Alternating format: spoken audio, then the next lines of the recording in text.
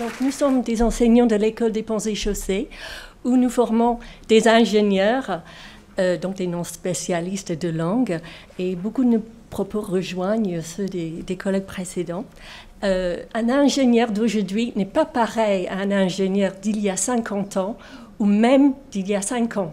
Aujourd'hui, il ou elle a besoin vraiment de compétences transversales telles l'empathie ou la créativité. Et notre offre d'enseignement de langue tente de former aussi dans ces compétences-là, car pour nous, les langues, c'est vraiment pour coagir ensemble dans le monde. Comment allons-nous procéder? Avant de vous présenter quelques dispositifs, exemples de dispositifs plurilingues et interculturels, sujet de notre exposé aujourd'hui, nous allons vous présenter très rapidement notre institution, l'école, ainsi que son département langues et cultures, les cadres auxquels nous nous référons pour offrir des cours de langues et cultures, et nous terminerons par quelques recommandations comme cela nous a été demandé par les organisateurs de ce colloque. L'École nationale des ponts et chaussées est une école d'ingénieurs, post-prépa, qui forme des ingénieurs, enfin des élèves ingénieurs, pas seulement en génie civil, mais dans différentes spécialités, dont la liste figure à droite de la diapositive, qui concerne également les compétences développées et travaillées à l'école. Si on ne regarde que les adjectifs en rouge, on voit tout de suite l'importance que les langues et cultures peuvent jouer dans la formation de nos élèves ingénieurs. Notre département offre une dizaine de langues, donc 2 de plus. Chaque élève ingénieur suit des cours dans 2 langues obligatoires avec une 3e éventuellement optionnelle, ce qui représente à peu près 13% de leur formation. Nos élèves proviennent donc de différents départements scientifiques, de différentes aires géographiques et culturelles. Un tiers de nos étudiants sont internationaux, c'est une vraie richesse, et donc pratiquent différentes et plusieurs langues. Cette triple hétérogénéité est à exploiter justement dans nos cours et en dehors de nos cours. Nous nous référons à plusieurs cadres, et là, nous reprenons les 3 plus importants, le CECRL sur lesquels on ne reviendra pas, la CTI parce qu'elle concerne toutes les écoles d'ingénieurs pour leur accréditation, et les volets qui nous concernent sont relatifs à l'international et au RSE, la responsabilité sociale et environnementale. Mais aussi l'institution en elle-même, sous l'égide du ministère de la Transition écologique et solidaire, qui s'inscrit donc dans la politique du ministère et qui s'attaque à 4 enjeux principaux: la biodiversité, le changement climatique, les ressources et les risques sanitaires. Mais nous travaillons également, nous tissons des partenariats avec les entreprises, futurs employeurs de nos élèves ingénieurs. Et ces entreprises sont face à des changements cruciaux, numériques, changement climatique, robotique, environnemental, etc., etc. Et donc, elles recherchent des ingénieurs très compétents du point de vue scientifique et technique, mais aussi ayant des qualités personnelles et des valeurs humanistes. Ces cadres nous amènent à proposer une offre de cours adossée à ces cadres de référence et d'autres, comme je l'ai dit, et nous avons résumé là, dans ce paragraphe, les compétences que nous travaillons avec les élèves pour tout simplement les amener à communiquer, à interagir dans 1 ou 2 langues étrangères en contexte national ou international et dans des situations formelles et informelles pour aller très vite. Maintenant, on va vous donner quelques exemples de dispositifs plurilingues que nous offrons. Donc, par exemple, tout ce qui est autour de l'apprentissage par projet, qui travaille les compétences d'autonomie et de coaction. Par exemple, nous avons ici en bas le tandem, qui est où les 2 étudiants s'apprennent mutuellement leur langue maternelle et leur culture. et parfois en passant par une troisième langue de médiation, et ils sont encadrés par un tuteur, apprenant ainsi une empathie et une réflexivité des métacognitions. Nous avons aussi plusieurs dispositifs de type échange à distance. Donc ici, le cours Speaking Near and Far, où les étudiants des ponts vont apprendre le français aux étudiants de l'Université de Caroline du Sud de façon virtuelle. Et ces étudiants aux États-Unis vont également apprendre l'anglais à nos étudiants. Et ça va être concrétisé après par un voyage de rencontre en présentiel. Donc ainsi, ils travaillent les changements de perspective, surtout de représentation et l'empathie et le fait de translangager. Le translangager est également très important dans ce module ici qu'on voit, un module bilingue, Challenge Yourself, où deux enseignants de français et d'anglais ont un groupe intermédiaire d'apprenants qui apprennent les deux langues en parallèle. Ceux qui travaillent beaucoup, qui favorisent de réfléchir sur les processus d'acquisition langagière ainsi que la médiation interculturelle et le translangager. Et pour terminer, nous avons plusieurs propositions de pédagogie avec des pratiques artistiques donc qui favorisent une gamme large de compétences transversales à la fois. Par exemple, rédaction et narration de récits pour une rencontre interculturelle trilingue, je crois que le titre dit tout, où il y a des apprenants qui écrivent en allemand et en espagnol des contes qu'ils vont raconter devant un public avec une projection en français. Et donc, ils vont travailler beaucoup la créativité ainsi que l'intercompréhension et aussi la médiation interculturelle. Drama Club Journeys, en haut, est un module de théâtre de masque en anglais, où les apprenants vont prendre conscience de leur corps et de leurs émotions pour ensuite pouvoir développer la plasticité langagière et changer de point de vue.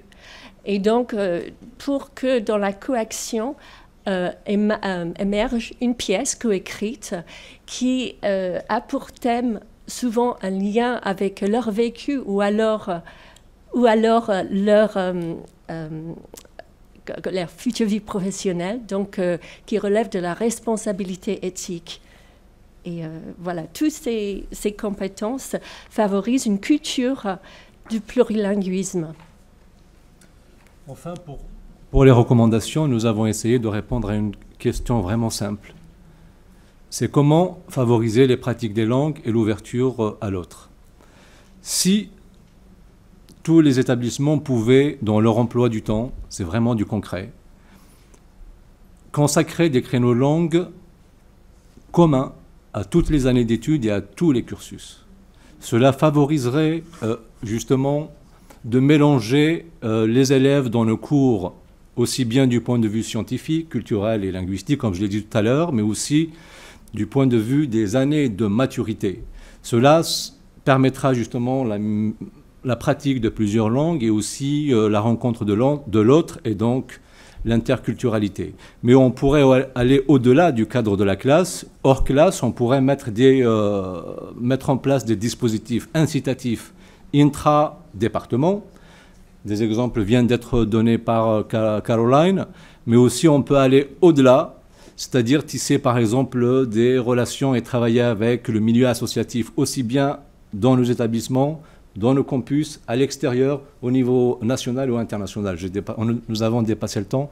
Merci de votre attention.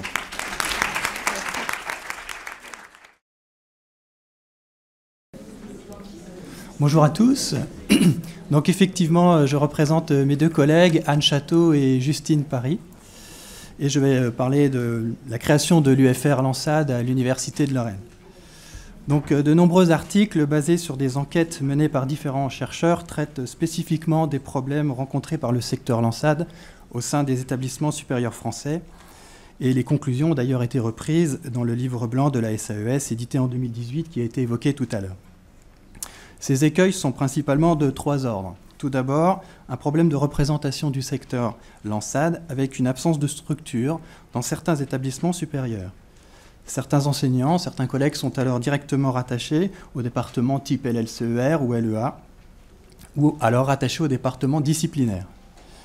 A l'inverse, lorsque ces structures existent, elles sont de formes variées, disparates, services communs, services transversal, maisons des langues ou encore départements. En outre, il faut également souligner, comme ça a été dit tout à l'heure, que ces structures fonctionnent sans véritable soutien administratif et par la seule motivation des enseignants. Deuxièmement, il y a un manque de reconnaissance du secteur, ce qui fait que le secteur Lansade, est encore parfois vu comme moins bon que les départements type LLCER. Elles ne sont pas toujours perçues comme l'interlocuteur à privilégier lors des questionnements sur les langues. Et enfin, et surtout, comme ça a été répété, un manque d'adossement des enseignements Lansade à la recherche menés par les spécialistes en apprentissage des langues, ce qui aurait été, en revanche, pour notre part, à l'Université de Lorraine, un élément fondamental dans la reconnaissance du Lansade. Je vais donc précisément et brièvement présenter pourquoi le rôle de la recherche a été fondamental dans la création d'une UFR Lansade à l'Université de Lorraine et quels en ont été ses impacts politiques directs. Donc l'UFR n'a pas toujours été une UFR Lansade, mais fut, à l'instar de nombreuses structures Lansade ailleurs, un service commun et transversal. Au fil du temps, l'UFR, avant sa forme actuelle, a connu de nombreuses formes structurelles. En 1973, il y a eu la création d'une équipe anglaise de spécialité à l'Université de Nancy II, pour devenir en 1991 le service commun pour l'enseignement des langues vivantes, le SELV, pour devenir ensuite le PEARL en 2010, le pôle d'enseignement d'auto-formation et de ressources en langue, et enfin en 2014 pour devenir une UFR à part entière. On voit donc le long cheminement pour aboutir à la création de l'UFR Lansade à l'Université de Lorraine. Donc ces ancêtres de l'UFR étaient dépendants du bon vouloir des responsables de diplôme. En effet, chaque directeur de licence, chaque directeur de master faisait ce que bon lui semblait avec l'enseignement des langues. Ainsi, les langues étaient pour certains, voire pour la plupart, une simple notion d'ajustement avec leur volume horaire disciplinaire. L'une des missions alors des différents responsables du service Lansade, quelle que soit la structure, quelle que soit l'époque, était de collecter les informations auprès des différents départements pour connaître véritablement tout simplement le volume prévu horaire dans les maquettes, les modalités de contrôle de connaissances ou savoir s'il y avait un choix de langue offert aux étudiants selon département. En d'autres termes, le service commun et transversal était tout simplement un simple prestataire de service, un simple exécutant, qui était bon à fournir la main-d'œuvre nécessaire pour appliquer les choix d'autres personnes en ce qui concernait l'enseignement des langues. Toutefois, en 2014, l'UFR Lansade a été créée, nous reviendrons sur la raison de ce choix, et le mode de fonctionnement a naturellement changé grâce à cette structuration en UFR, avec une dynamique que l'on pourrait qualifier de top-down.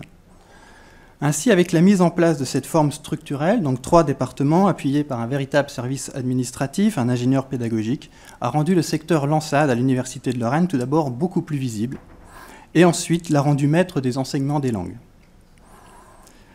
Cette année de nouvelle accréditation ou de nouvelle habilitation l'a parfaitement démontré, puisque l'UFR a établi son offre et son cadre de formation qui ont été votés au conseil d'administration de l'Université de Lorraine, en appliquant les choix de l'UFR Lansade en termes de dispositif, de contenu et de parcours. En d'autres termes, en appliquant une vraie vision et une vraie conception de l'apprentissage des langues à l'Université de Lorraine. Cela signifie tout simplement que la présidence de l'Université de Lorraine a demandé aux autres composantes de l'université de suivre le cadrage proposé par l'UFR Lansade. L'UFR Lansade passait ainsi d'un simple prestataire de service au décisionnaire de la politique des langues au sein de l'Université de Lorraine.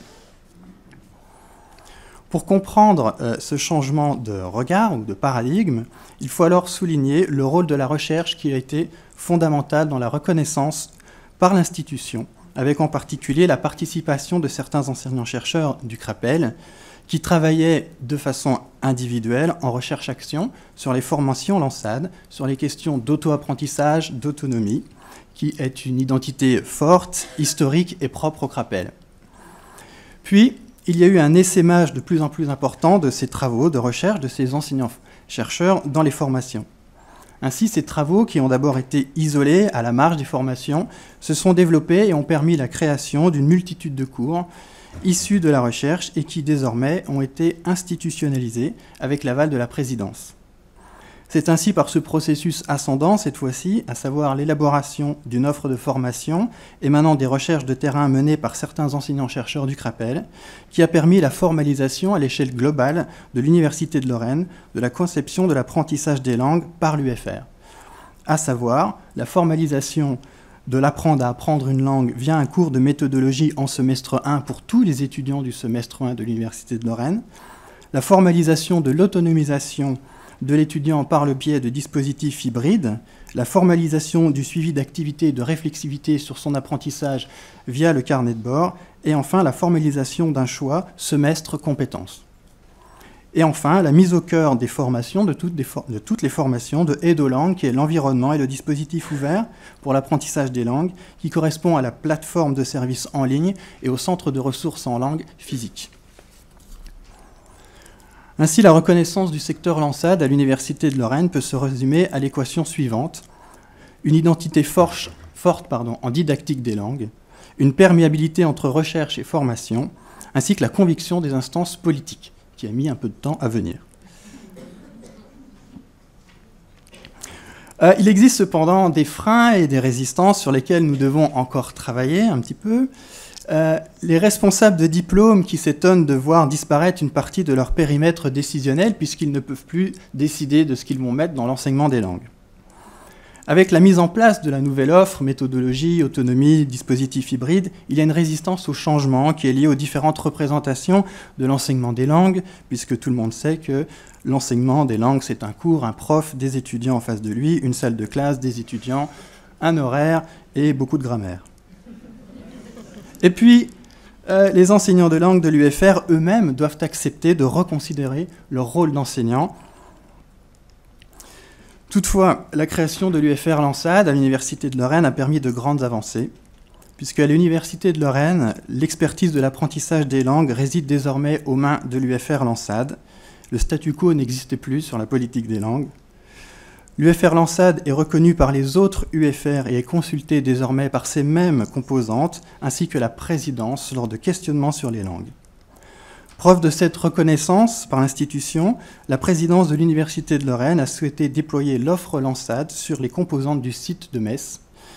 Et enfin, une autre preuve de cette reconnaissance, l'UFR se voit doter de plus en plus de postes d'enseignants-chercheurs au profil Lansade. Je vous remercie pour votre attention.